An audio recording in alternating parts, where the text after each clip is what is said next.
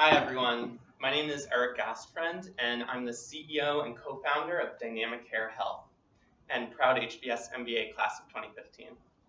And I'm David Gastfriend. I'm a doctor, I'm an expert in addiction medicine, and I'm the co-founder and chief medical officer of Dynamic Care and a proud first employee and father. Eric Gastfriend. My friend Anna is in recovery from an opioid addiction.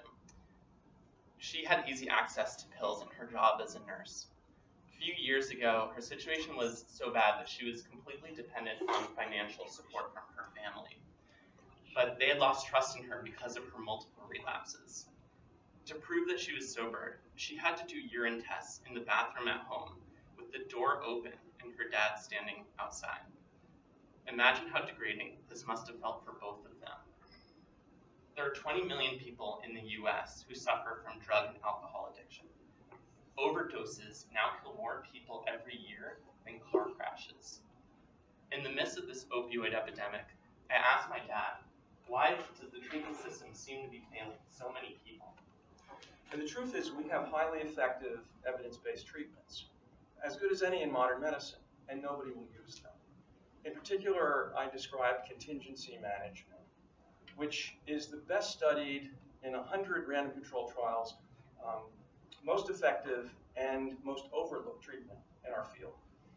Contingency management essentially does frequent monitoring with drug testing and immediate incentives, financial rewards, paying patients to stay sober and to stay in treatment. It's been around for 50 years, and yet we still have failed to gain adoption in the treatment world.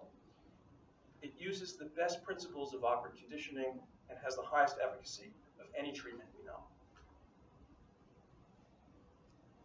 That science became the basis for Dynamic Care Health, the digital platform for monitoring and rewarding recovery from addiction. In the 2 years since we've started the company, we've assembled a top team of addiction experts and technologists, and we've gotten the app into the hands of real patients to help with drug, alcohol, and tobacco addictions. We've signed 5 contracts worth over $500,000 in estimated value, including one with Aetna, and we're now finalizing the terms of a $2.5 million seed round. So here's how it works. Our first killer feature is drug testing through the phone. The patient gets texts at random times asking them to breathe into a breathalyzer or perform a saliva test over a selfie video of themselves, which we watch to prevent cheating. We also use GPS tracking to make sure that patients are showing up to their doctor's appointments, therapy sessions, and AA meetings. Patients earn rewards on a smart reloadable debit card, which blocks access to bars, liquor stores, and cash withdrawals. Families like Anna's are already funding the incentives for their loved ones through our platform. And Aetna is matching families $50 per patient per month for our pilot. Dynamic Care takes care of monitoring the patients so that the family doesn't have to. No more degrading urine tests. So Dynamic Care is essentially, in the words of one of our insurance partners, nepotism gone good. And it's a round-the-clock, 24/7 patient recovery monitoring and motivating system. It uses the principles of behavioral economics to preempt the craving of this terrible disease. And it does it better than any treatment program could do. Addiction costs payers $4,400 per patient over a period of 6 months. Dynamic Care is the most cost-effective and scalable solution for payers to adopt. Payers can give the Dynamic Care app to patients who are leaving rehab, patients who are entering outpatient treatment, or even people who are resistant to treatment but would be willing to try an app if they can earn rewards. We can grow Dynamic Care into a $1 billion business as soon as we help the first 1 million people achieve recovery and health. To sum it up, we have the most well-qualified team taking the smartest approach to one of the most pressing problems facing society. Thank you.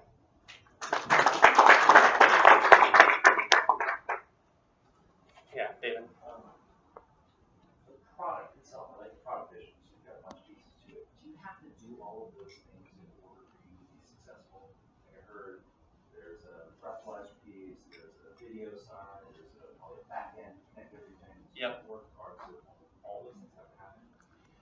That's a really good question. I think, to go back to the product slide, I think one of our real killer features is being able to do the drug testing through the phone, which replaces urine tests. It's more convenient for the patient, it's less degrading for the patient. It's harder to cheat because we're monitoring everything through the selfie video, whereas most urine tests, people don't observe it that closely, so there's a lot of cheating that goes on. So that alone is a really strong feature and helping us get a lot of adoption, and the patients love it, the providers love it. I think the problem with just sticking to that strategy of a new drug testing methodology is that alone doesn't improve outcomes. And the technology of just that is something that other people could do too. So really the competitive barrier moat for our business is that we are doing 3 already funded randomized controlled trials with our research partners, MIT, National Institutes of Health, University of Vermont, and the part that really improves outcomes is tying frequent monitoring to the rewards. And if we can show that that actually reduces addiction and improves, reduces costs for payers, improves outcomes, then that becomes something that's very hard for anyone to replicate. So I think we might be doing a little bit too much in terms of the treatment attendance, but I think that having it all together in a single package that improves outcomes is what makes this sustainable. Can you talk a little bit about how the offline drug test is connected to the phone? So I understand the video part of it, but yeah, so we have actually 3 separate devices that we use to do drug testing through the phone. One is a Bluetooth connected breathalyzer. So you breathe into it and it sends the VA blood alcohol content result directly to our app. So we just watch the video to make sure that you didn't give it to someone else or something like that. We also have a device called a smokerlizer, which works the exact same way as the breathalyzer, but it detects breath carbon monoxide levels, so it can tell if you've been smoking. And then finally, I'll pass these around. These are the saliva test cups that we use. So you swab your cheek over the video, so we see you collecting saliva, you put it in the cup, and then it changes color. So you'll see these purple stripes. Just one for the sample here. And then we see in the video that the strips change color, and we know exactly which substances they tested positive or negative for, including some of those substances they might be prescribed, like buprenorphine or methadone. So it's also medication adherence. and those devices are not proprietary. No, they're not. They're not. Like, we don't own them. We got them from different third-party suppliers. But we have filed for a patent on the integration of all these pieces in the software. So software patent. Yeah. There's no urine testing. No urine testing. Yeah, we're not doing any selfie videos of urine testing. As you are on your way to your millionth person that you've helped, what's the one thing that keeps you from getting there? It's a really good question. A few challenges. One challenge is healthcare is very long sales cycles. So with Aetna, it took about 12 months from when we had the first conversation to when they actually signed the contract and paid us. And then even then it takes a few more months to go through their IT security assessment process, which we're doing now. So there's a long lead time. So that's why we've already kind of tried to fill up our pipeline with conversations with lots of customers. So we're talking to Beacon Health Options, which manages behavioral health for 50 million people in the US. We're talking to Optum, which is the behavioral health arm of United, which is the largest insurance company in the world. We're talking to the Massachusetts Parole Board about using this for parolees in Massachusetts. They have 3,600 people go on parole every year. So having a lot of conversations like that to fill up our pipeline, even before we're ready to start working with them, is one way to address that issue.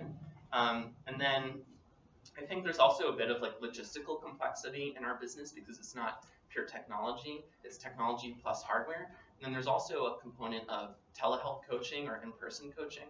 Right now with all of our partners, they all have their own like case managers or recovery coaches who are using the platform. But as we scale up, that's going to be something that we have to offer too internally. So that's going to be something that we have to create in-house.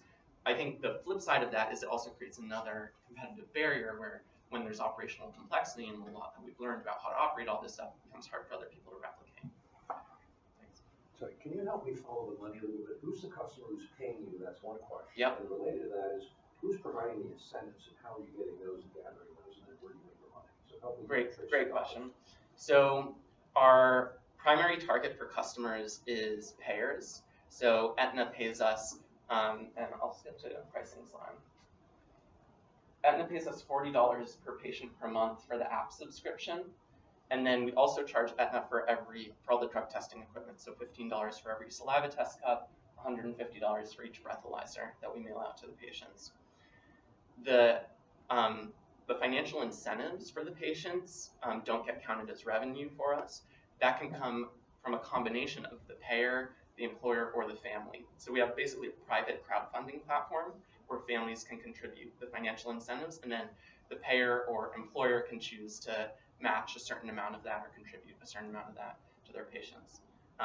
So we're in discussions with John Hancock about adopting dynamic care as an employee benefit for their employees and their dependents, and they're willing to match or put up money for their own employees. And we've analyzed over 1,000 families that have used the debit card that we use that's tuned for recovery. And the average family was putting $300 a month on the card for their loved one's use. So there's more than enough money in a very substantial swath of America for paying for the financial rewards. Because you don't have to pay for their whole living expense. You only have to pay enough money for the app to catch their attention. It's gamification that makes the app compelling, not the fact that all their money is coming from. Scott? How do you or the user's family avoid abuse on the payment side? I can just pay the money to someone else and take that money to do what I want with it, right? Great question. So a few cool things about the debit card, and not that the debit card is foolproof, but we block based on merchant category codes, so you can't withdraw cash. So no like cash back at retail, no ATM withdrawals, and then we block bars, liquor stores, casinos, escort services, a few other things. But couldn't I buy something at Home Depot for someone and they could give me money? Right, yeah, so you can pawn stuff and we can't prevent that. Okay.